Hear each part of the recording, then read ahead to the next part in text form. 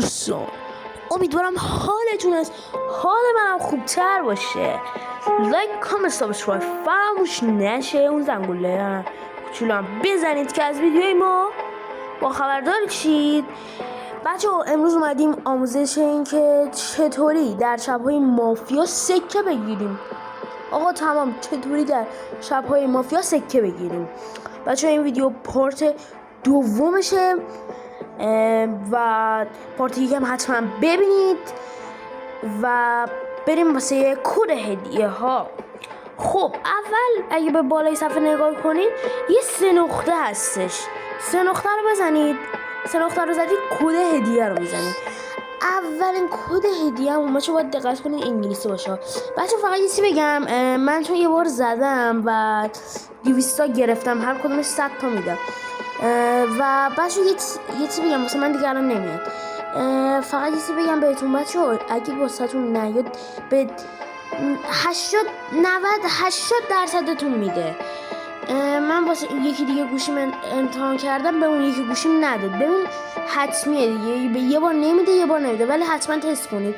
اگه بیشترتون نداد بگید من یه سری کد هدیه دیگه براتون بذارم. خب اولین کد هدیه‌مون کد هدیه گیفته. بچه‌ها یه سم بگم فقط، اگه اونایی هم که زدن دیگه نمیتونم بزنن، بچه‌ها بخونم واسهتون GIFT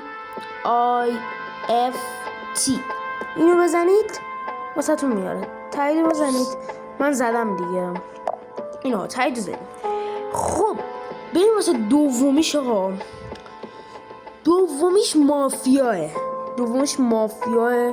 مافیا رو باید بزنید. آقا مافیا حرفاش هم بچه MAFIA اینا رو بزنید میاره. تایید رو بزنید. بچه ها فقط تو کامنت نزنید که یعنی تو کامنت حتما خبردارم کنید که داد بهتون یا نداد، چون اگه نداده باشه من کد هدیه رو تغییر بدم بهتون، چون یه موقع‌هایی به خیلی نمیده. چون من با اون یکی گوشیم هم زدم، بهتون گفتم با اون یکی گوشیم زدم نداد بهم، ولی با این زدم داد. حتمی هم هست دیگه. ببین یه موقع‌هایی میبینی مثلا من 0 تا سکه داشتم، خب یعنی من اینجوری زدم، من کد هدیه رو زدم مثلا اول نیورد تو این گوشیم، بعدش رفتم چند دقیقه بیرون، یه رو گشتم بیرون دیدم چرا نمیاره پس بسم، دیدم اومدم تو دیدم من 0 تا سکه داشتم دیگه، 200 تا برام اضافه شد دیگه. هر کد هدیه 100 تا میده. حالا میبینید بازم میری تو یه رو میاد ولی نمیاد دیگه. ببین بستگی داره دیگه، یه موقع میاد یه موقع نمیاد. بچه ممنون که ویدیو رو دیدید. تا ویدیو بعد، پیس اوت.